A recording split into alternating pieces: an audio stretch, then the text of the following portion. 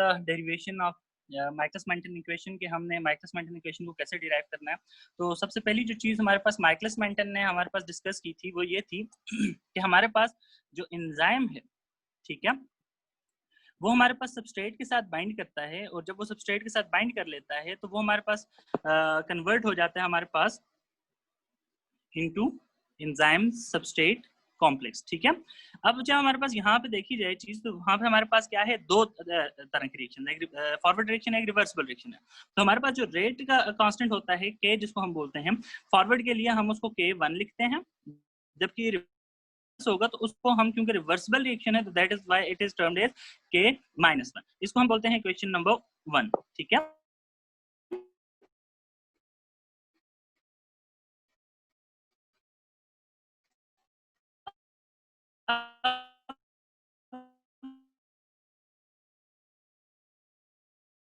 उसके बाद हम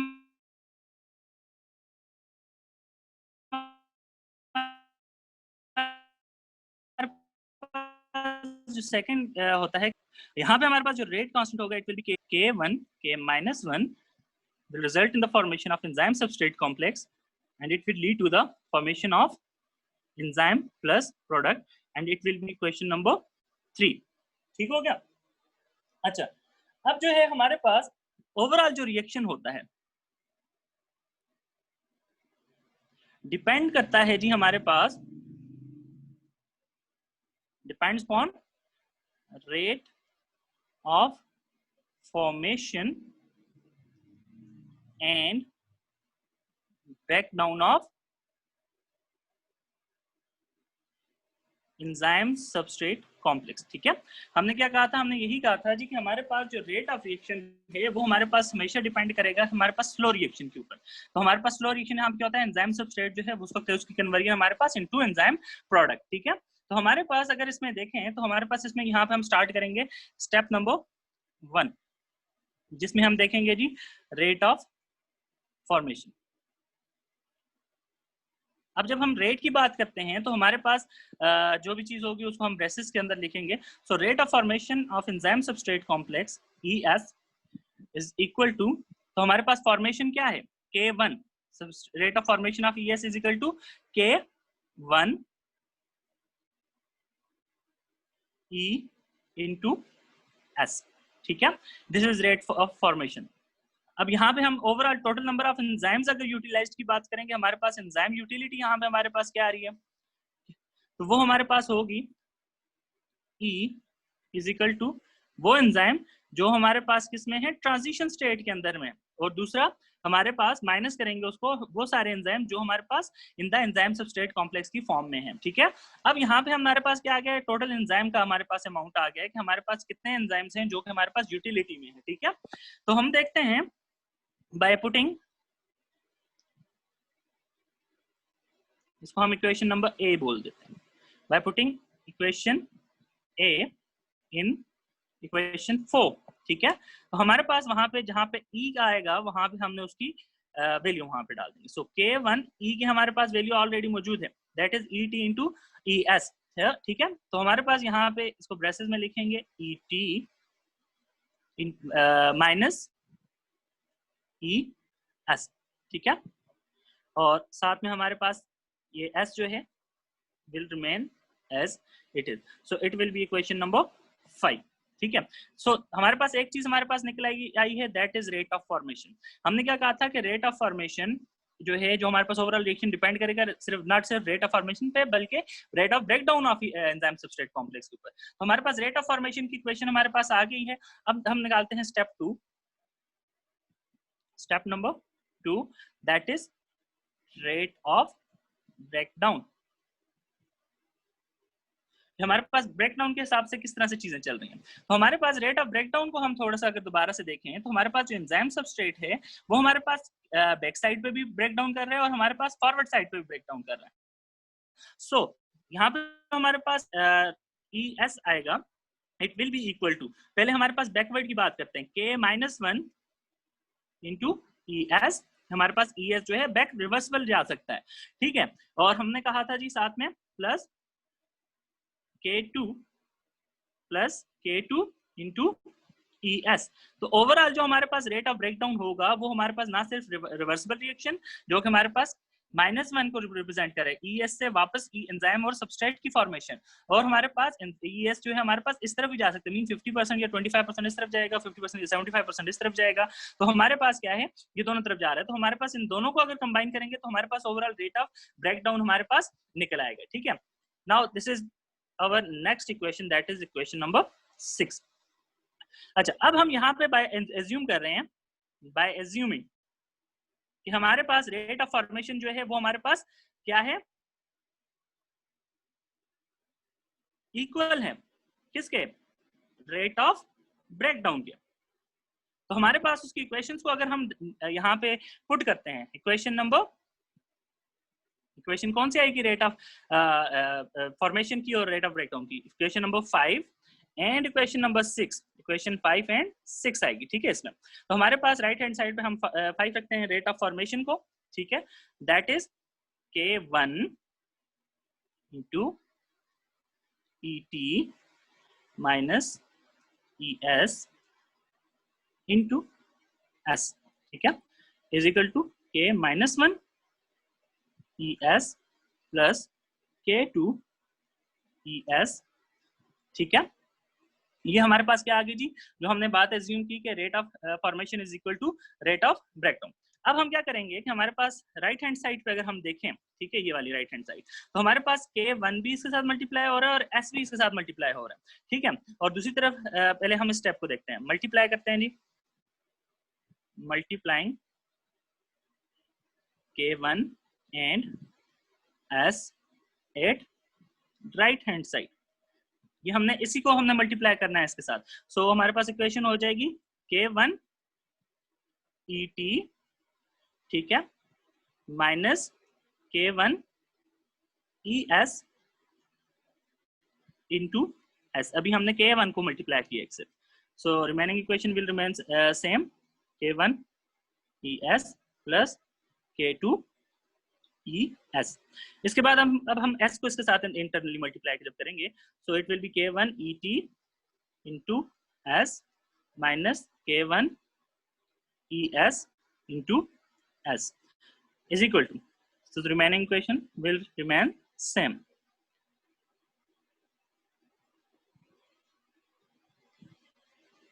अच्छा, अब यहाँ पे हमारे पास जो इक्वेशन बनी है, ठीक है, अब इसमें हम देखें तो हमारे पास यहाँ पे हमारे पास लेफ्ट हैंड साइड पे कॉमन ले सकते हैं हम ES को।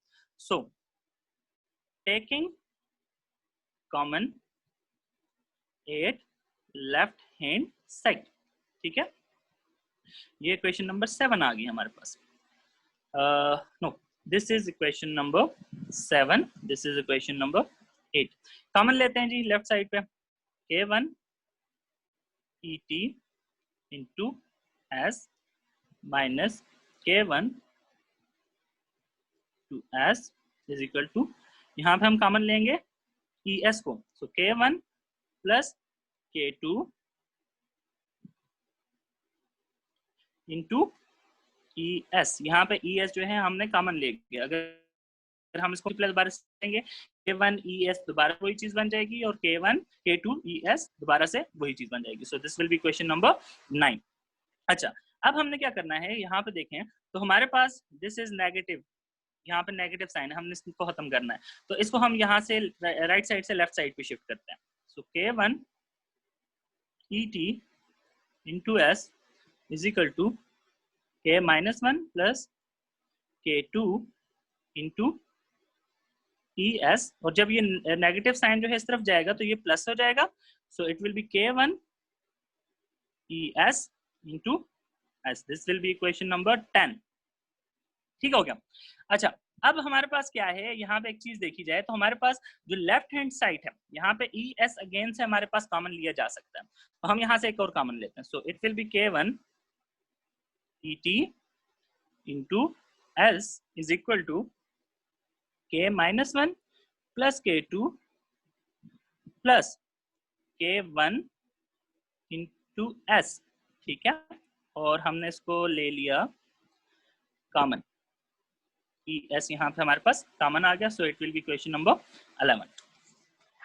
ओके, मूविंग नेक्स्ट, अब हमारे पास जो इक्वेशन बन चुकी है वो कुछ इस तरह से है कि हमारे पास जो इक्वेशन थी वो हमारे पास यहाँ पे हमने कॉमन ले चुके हैं, सारी चीजें हमारे पास आ चुकी हैं। अब हमने क्या करना है कि थोड़ा सा चेंज इन द इक्वेशन लाना है। हम क्या करेंगे कि हमारे पास जो इक्वेशन थी ये वाली, ये होल इक्वेशन को हमने k-1 plus k2 plus k1 into S के साथ डिवाइड कर देना। तो हमारे पास क्या होगा, k1 into e2 into S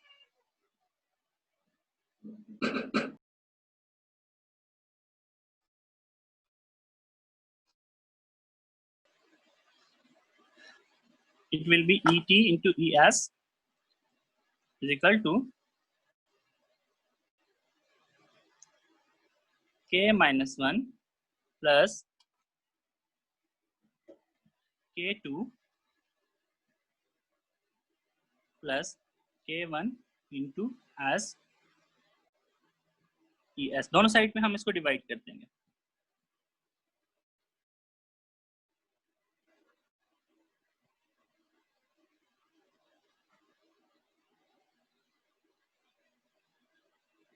k2 plus k1 into S. तो ये यहाँ से हमारे पास इस तरफ कट जाएगा और हमारे पास जो इक्वेशन होगी it will be k1 into et into S divided by k-1 plus k2 plus k1 into S is equal to es. Okay, now this is equation number 12. Now by dividing with k1 at numerator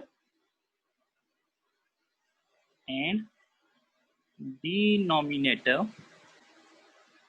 on right hand side only, ठीक है। Right hand side पे हम इसको equation को k1 के साथ divide करेंगे। सो it will be k1 into et into S divided by k1। याद रखना है हमने नॉमिनेटर और डिनोमिनेटर दोनों पे डिवाइड करना है। सो it will B k-1 plus k2, ये प्लस का साइन है तो दोनों के नीचे हमारे पास k1 से ये डिवाइड होगा, plus k1 into S divided by k1, ठीक है। And it will B n e s, ठीक है। अब यहाँ से k1 के साथ कट गया, ये k1 के साथ कट गया। So the new equation will be et into s divided by k-1 plus k2 divided by k1 plus substrate concentration is equal to enzyme substrate complex, ठीक है। This will be question number 13. As we know, k-1 plus k2 divided by k1 is equal to km। ये हमारे पास किसकी equal होता है, km की equal होता है। So by putting this value in equation number 13, we will get et into as divided by, अब देखें k1 इसकी जगह क्या आएगा, km आएगा। So km plus s is equal to es। So this will be equation number 14, ठीक है। अच्छा, अब हमने क्या करना है, यहाँ से हमने अप्लाई करनी है अपनी रेट इक्वेशन, ठीक है। बाय अप्लाइंग रेट इक्वेशन, अब हमने अप्लाई करनी है जी अपनी रेट इक्वेशन। रेट इक्वेशन क्या है जी, is the v not is directly proportional to the break down of, हमने क्या कहा था कि हमारे पास जो रेट होता है वो डायरेक्टली प्रोपोर्शनल होगा किसके, break down of enzyme substrate complex, ठीक है। तो हमारे पास डायरेक्टली प्रोपोर्शनल का साइन जब भी टूटेगा तो हमारे पास ब्रेक डाउन किस तरफ हो रहा है, हमारे पास इज इक्वल टू k2 में हो रहा है, ठीक है। ब्रेक डाउन किस तरफ हो रहा है, k2 में हो रहा है, ठीक है। k2 into E S, this will be equation number B. हमने पहले ए यूज की थी, अब हम बी यूज कर रहे हैं। By putting equation 14 in equation B, ठीक है। तो हमारे पास आ जाएगा V not is equal to K2। अब ES की हमारे पास वैल्यू ये ऊपर निकल चुकी है, अब हमने ES नहीं यूज करना, हमने ES की हमारे पास क्या डालनी है, वैल्यू डालनी है, that is ET into S divided by Km plus S। यहाँ पे ये चीज याद रखनी है कि हमारे पास जो डिवीजन है वो इसकी है, K2 की डिवीजन नहीं है, ठीक है। So this will be question number 15। We also know, ठीक है, that K2 into ET is equal to, जो हमारे पास होता है वो होता है V max। So by putting the equation, ठीक है, that will be V not is equal to K2 और ET की जगह हमारे पास क्या आ जाएगा, V max आ जाएगा, that will be V max into S divided by Km plus S, and that is the Michaelis-Menten equation। जो आपके पास Michaelis-Menten equation derive की थी, that is the Michaelis-Menten equation for the determination of rate। So that's all from this lecture, ठीक है। Hope so कि आपने understand किया होगा। कोई क्वेश्चन हो तो फिर आप वन बाय वन पूछ सकते हैं।